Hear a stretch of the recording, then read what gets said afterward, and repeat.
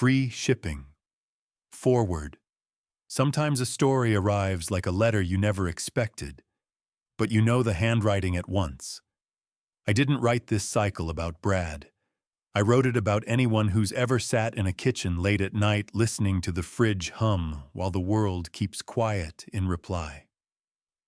This isn't a book about love, but about kindness, the kind that lasts longer.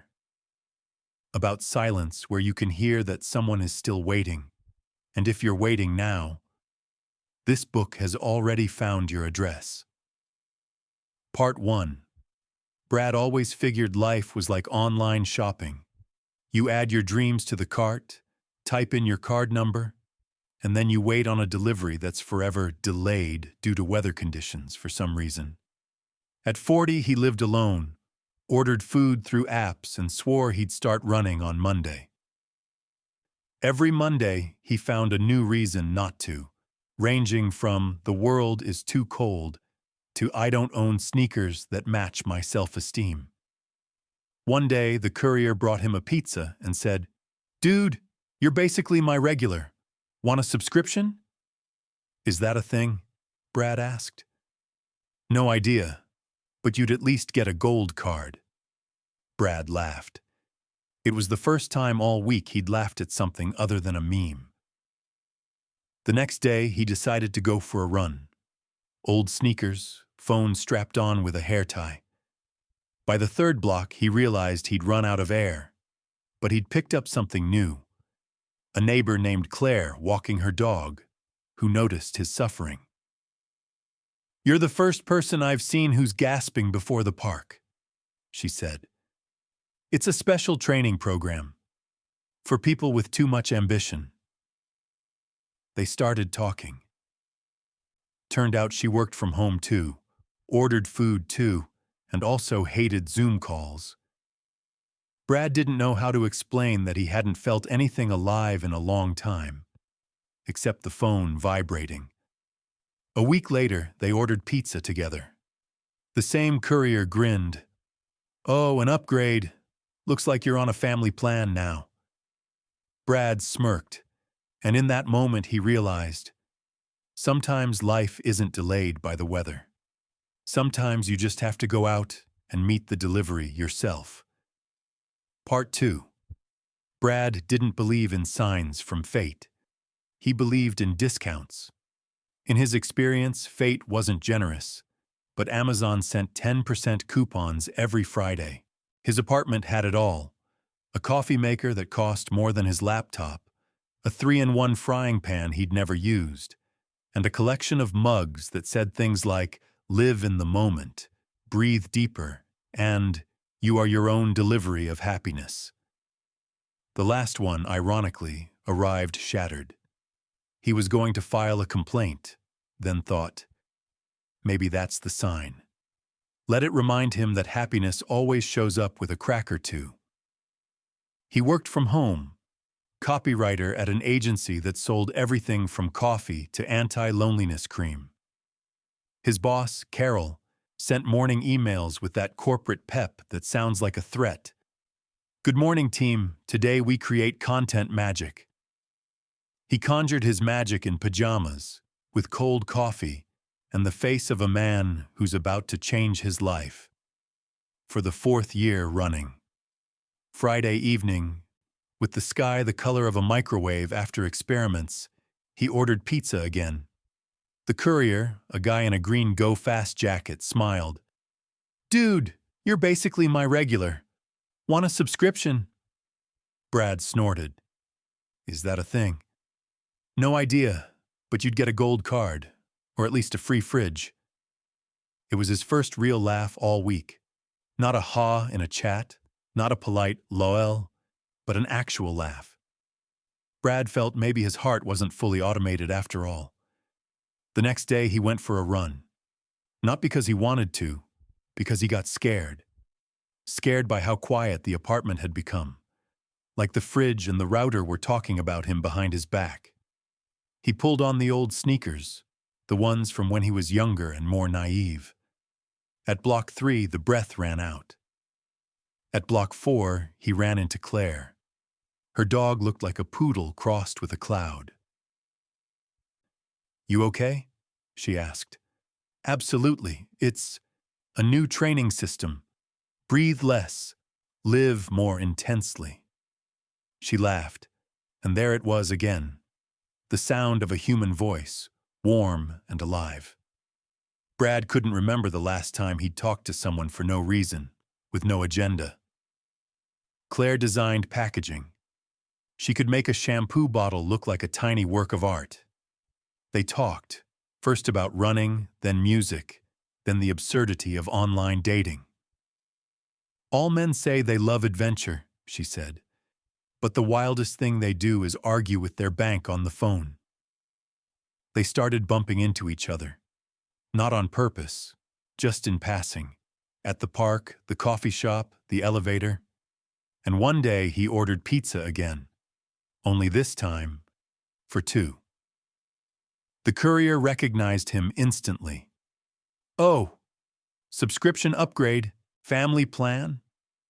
Brad shrugged, but inside felt a strange lightness, as if his life had finally moved off the free tier to something better. Then came ordinary days. Work, movie arguments, wet snow, and that feeling when someone's simply there. Sometimes they argued, over nothing, of course. Who left the bathroom light on? Who ate the last slice? That was part of the ritual, too. For the first time, Brad understood. Happiness isn't when everything works. It's when things break, but not too badly, and in the right company. In spring, Claire left for a few months on a gig in Seattle. He stayed behind. Evenings grew longer again, the fridge louder, the internet colder. He waited for her calls, but she wrote less and less. Swamped, sorry. He nodded at the screen. When the courier showed up again, the same guy, older by a couple of years or just tired, he said, "Haven't seen you in a while, same as usual?" Brad nodded. "Yeah, just hold the pineapple." "You don't like it?" "I did. I just don't need everything reminding me of her." When Claire finally came back, everything was a little different. She brought him a souvenir, a ceramic mug that said "Some assembly required." Brad smiled. She didn't know he already had one like it, only broken. They talked like people who used to laugh together and now try not to cut each other with words. Then she left. No drama, no big lines. She just left. That evening, Brad opened his door and saw a box under the doormat. No address, no name, a sticker on top, free shipping. Inside, a mug, the same one, new, whole, no note, no explanation. He set it on the table, poured coffee, looked out the window, and for the first time in a long while didn't feel empty. Maybe happiness does get delivered, sometimes without an out-for-delivery ping, awaiting confirmation. Life after Claire didn't collapse. It just changed status, like an order that hangs forever on awaiting confirmation.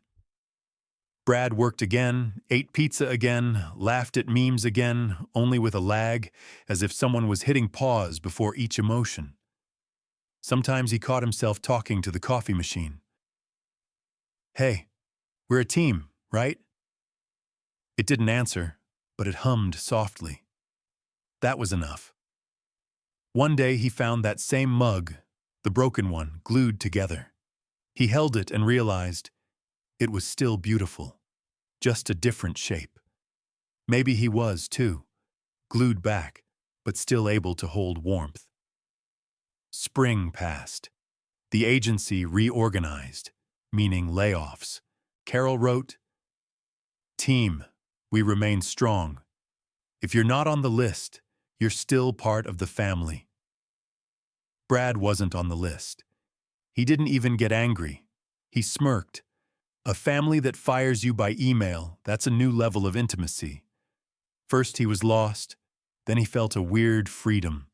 like he'd finally been released from an endless group chat. He started writing, not for glory, but to remember how his own voice sounded. At first just notes, about couriers, coffee shops, empty morning streets, then short stories. He randomly posted one on his blog. A week later, a comment. "I don't know who you are, but this reads like my Monday. Thank you." It wasn't much, but for the first time in ages, he felt his words had reached somewhere. In summer, he ran into the courier again. Same guy, now with a beard and a newer phone. "How are you doing?" the courier asked. Brad shrugged, learning to wait. "Delivery running late?" More like, "I stopped rushing." The courier nodded. "Most folks never get that. They get mad when I'm late. Sometimes the thing just isn't ready yet." Brad smiled. Maybe the guy didn't even know how deep that was. In fall, Brad decided to go to Seattle. Not for Claire, for himself. To see the city where it all started and ended. The rain was movie real.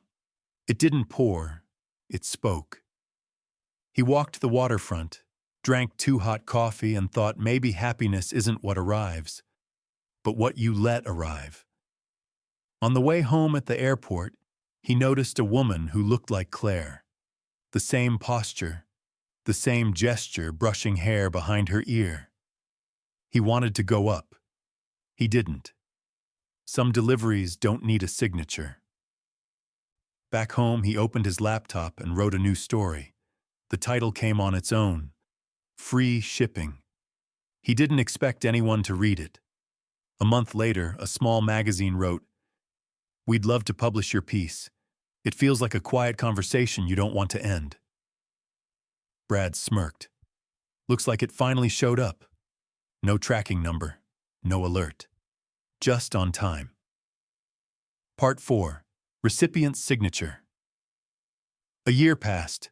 Brad lived the way people live when they finally stop rushing.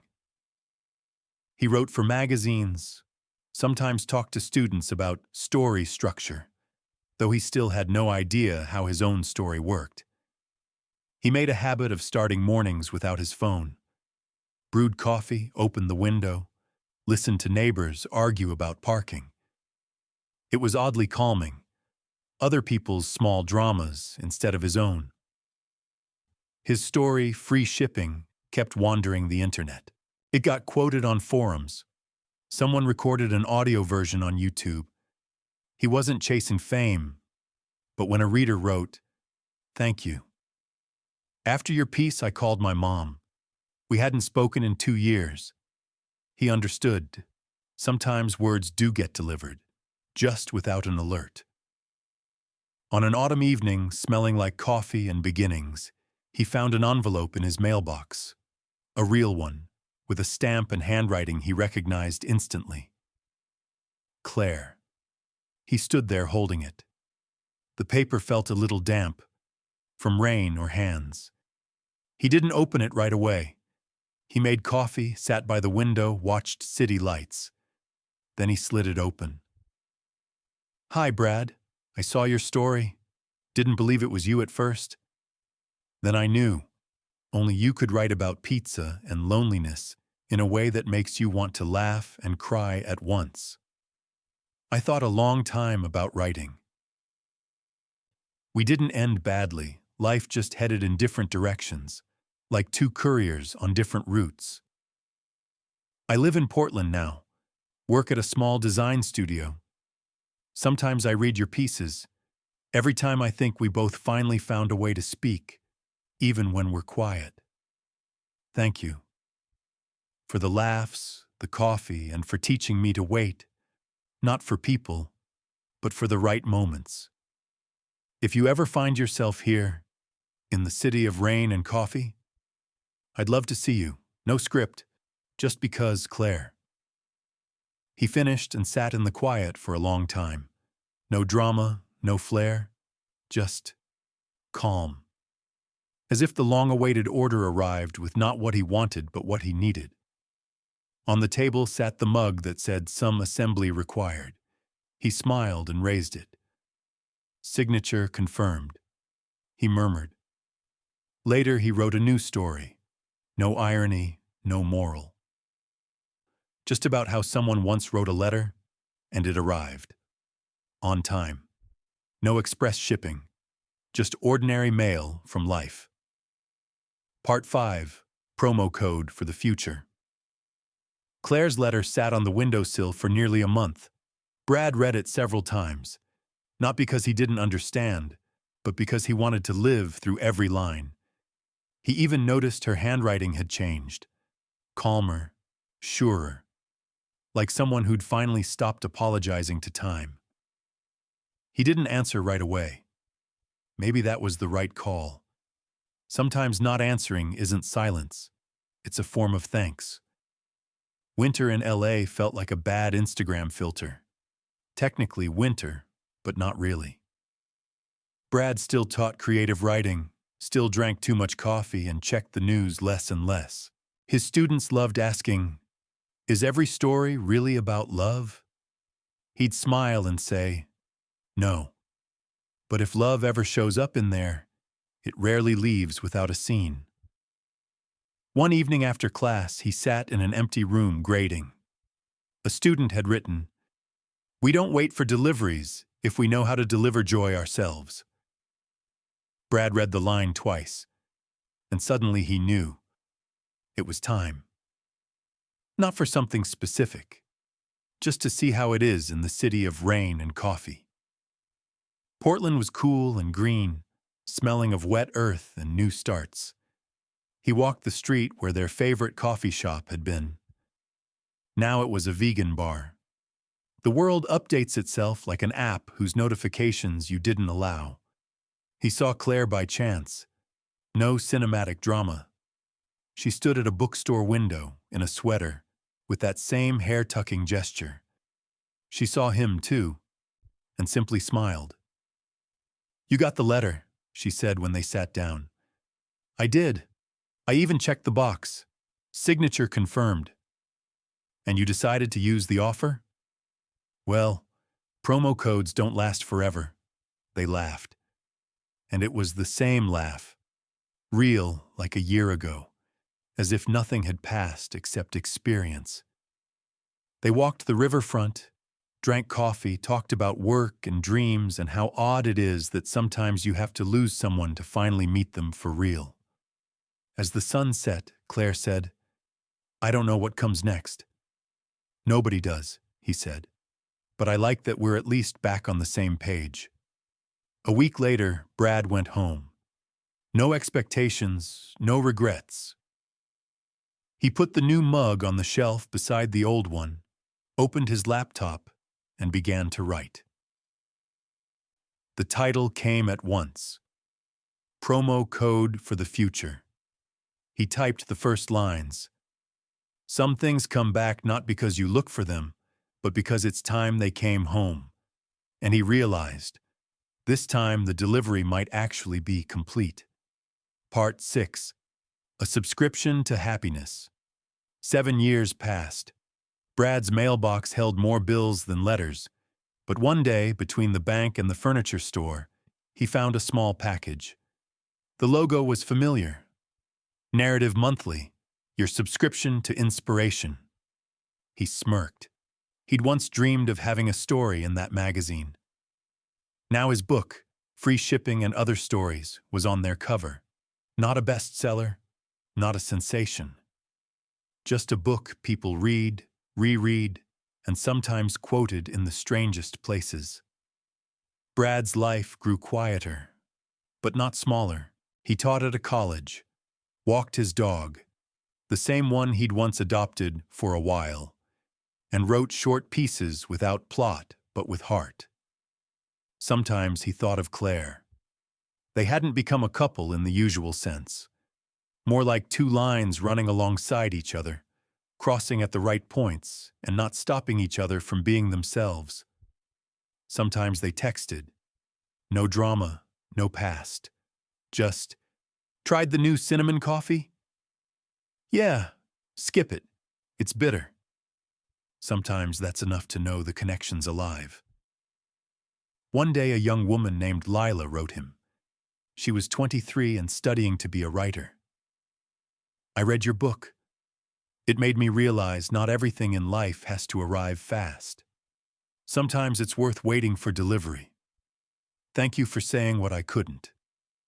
Brad read the letter for a long time, then stepped onto the balcony and looked over the city.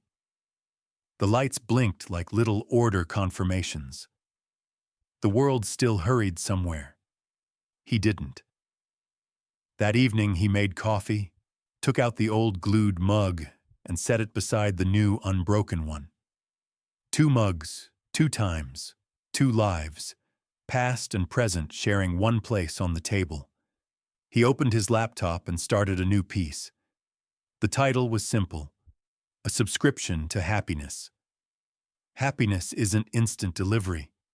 It's a recurring subscription, and you decide whether to renew. Late at night, a courier left a small package at his door. Misdelivered, wrong address. Inside was a mug. The words on it: "Thank you for your patience." Brad smiled. He didn't look for who it belonged to. He put it with the others. "You're welcome," he said out loud. "I'm still subscribed." Part 7. Quiet Notifications. Brad woke to his phone.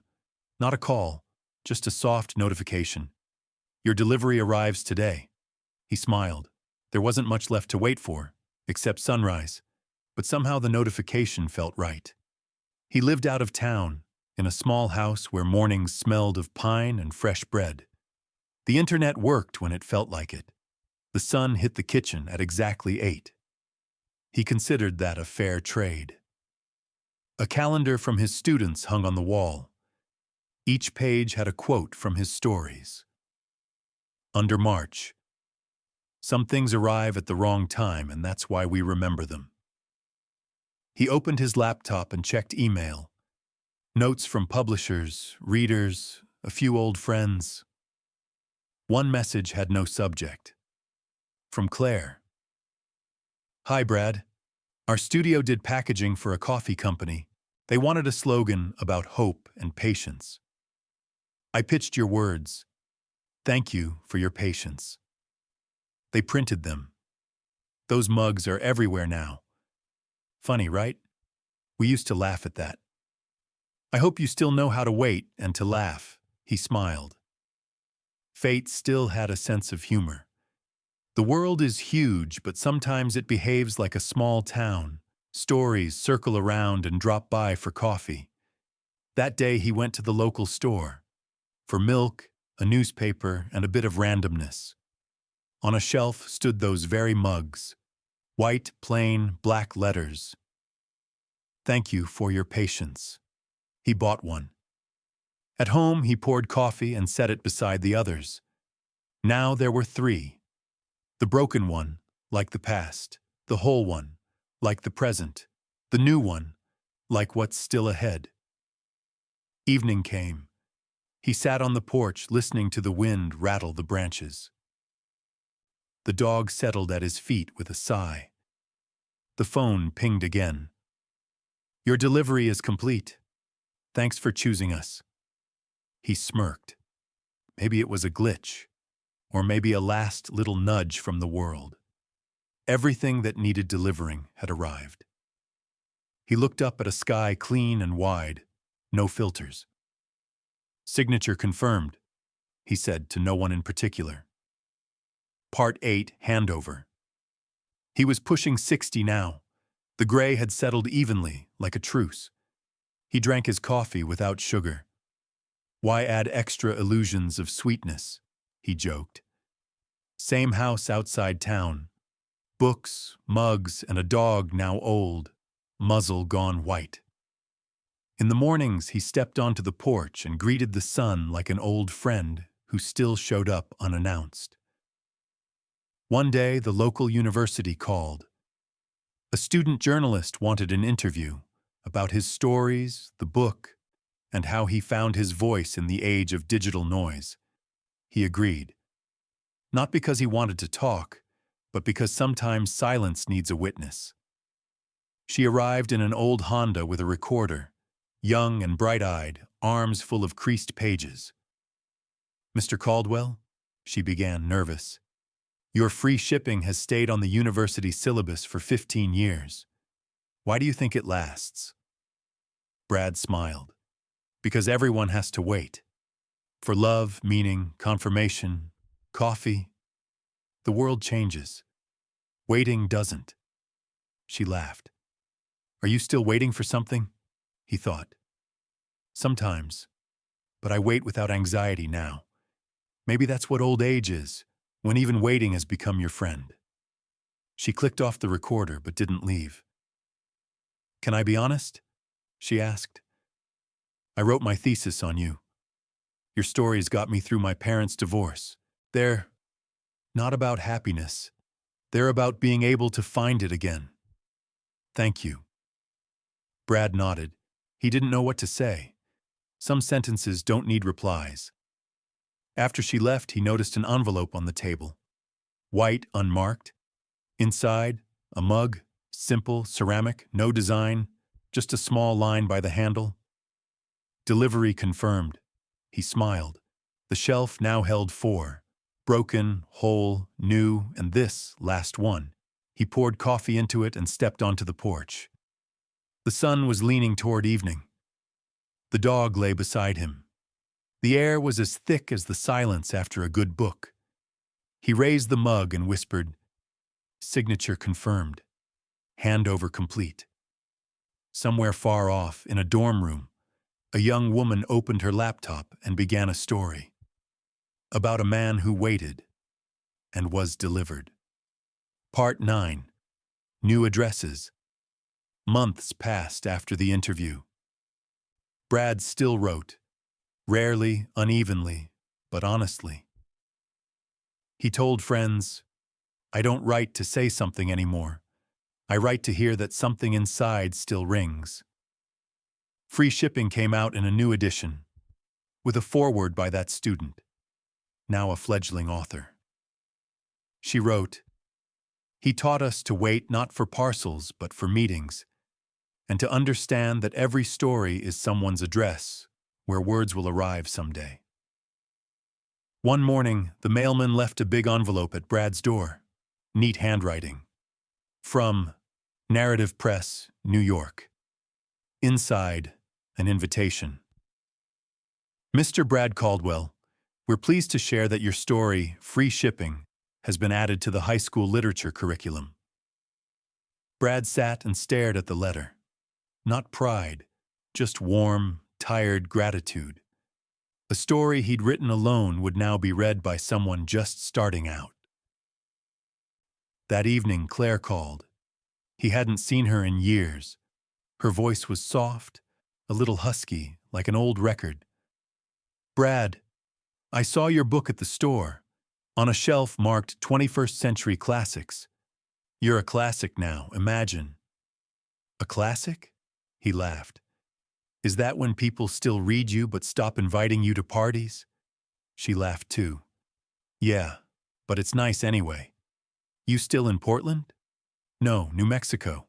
I teach at a school. We teach the kids patience and design." "Good combo." A pause.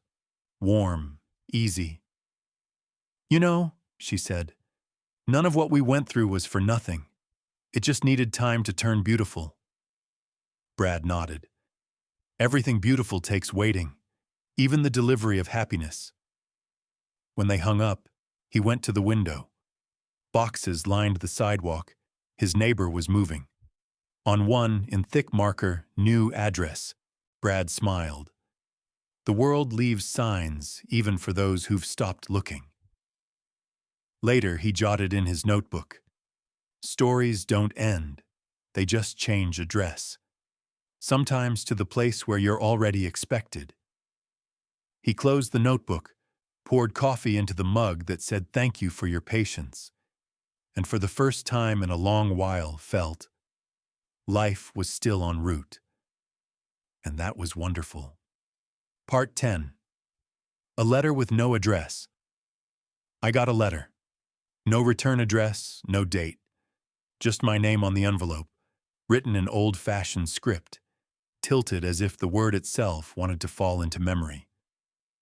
Inside, one page, 4 words on it.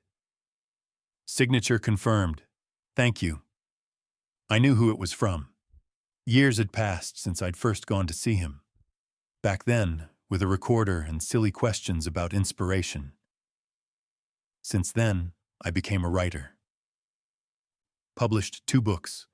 And still, every time I sit down to work, I hear his voice. Calm, wry, honest. Don't write to be liked. Write so one person feels less alone. That was his rule, and his gift. When the news came that Brad Caldwell was gone, the internet filled with his lines. People posted photos of the mugs he'd inspired with the phrase, "Thank you for your patience." Some wrote, "I didn't know who he was, but his words helped me hold on." Others, "It was my favorite story. It taught me not to rush life." I smiled through tears. He wouldn't have seen it, of course, but he'd surely have said, "Now the delivery has truly arrived." I drove to his house, a small place outside town where the sun hit the kitchen at 8 in the morning. The neighbors left a key at the bakery. Inside, everything was simple. Books, a dog bowl, and a shelf of mugs. 4 of them. Broken, whole, new. And the last one, delivery confirmed. I set down a 5th, the one I'd brought. It was engraved, "Thank you for writing." Then I sat at his desk. A notebook lay on top. On the last page, in tired, uneven handwriting, "Stories don't die. They just change authors." Now I teach. Every year I tell my students about the man who once compared life to delivery. I say, it's not about getting everything on time. It's about being the one worth sending the package to. Sometimes they laugh. Sometimes they cry. I just pour coffee into a mug with his words and think he's probably smiling somewhere. Sometimes, late at night, an email pops up. "Your delivery has arrived." I know, it's not a store. It's him. Brad, from that quiet, endless workshop where words are still on their way. Part 11. Post Office Number 0. In a town where no one hurried anymore, an old post office stood on the corner. It no longer took parcels, but the mailbox by the door still chimed when someone slipped in a letter. Old Mr. Reeves, the postman, would say, "I don't know where they go, but someone's reading them. Maybe there's a sorting center in the sky." He'd smile, and nobody argued. One day, a letter came. No address, no stamp. One word on the envelope. Brad. Reeves didn't know who to deliver it to, so he set it on the windowsill. Let it find its own way. A week later, a woman came to town. Lila. She led a workshop at the local school, telling teenagers that literature is mail too. The letters don't arrive by tracking number, but by heart. After class, she passed the post office and paused by the box. Her heart fluttered, like someone had quietly called her name. She stepped inside. Reeves handed her the envelope. "Feels like it's yours." She opened it. Inside, a small scrap of paper, the handwriting familiar and neat. "Don't wait for delivery. Be the delivery." Lila stood there a long time. The door thumped in the wind. The old sign creaked. Everything was so alive she wanted to laugh and cry at once. Later she went home and began a new book. Not about Brad, about what he'd left. About those who wait, those who write, those who answer. About all of us, passengers of invisible mail sending hope back and forth. The book was called Post Office Number 0. On the first page, for everyone still waiting on their delivery, and for those who've already become one for others. Sometimes at night, while she worked, She'd swear a little bell tinkled in the other room. She'd look up, of course, no one there. But the air held a faint coffee scent and a whisper like an echo from far away. Signature confirmed. Part 12. The Legend of Letters with No Address. They say in a small seaside town, there's still an old post office. The blue sign has faded, but light glows in the window evenings, and if you listen, you can hear someone reading letters out loud. Kids call it the post for the homesick. They bring notes, hand-drawn envelopes, drop them through the slot. By morning, the letters are gone. Locals say a writer once lived there, Brad Caldwell. He wrote about waiting, about pizza, about life that arrives at the wrong time but arrives anyway. After he died, they tried to shut the post office, but every time they took the sign down, someone hung it back up at night.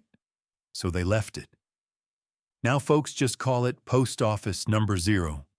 Travelers stop by sometimes, people who've lost something important or found something and don't know what to do with it.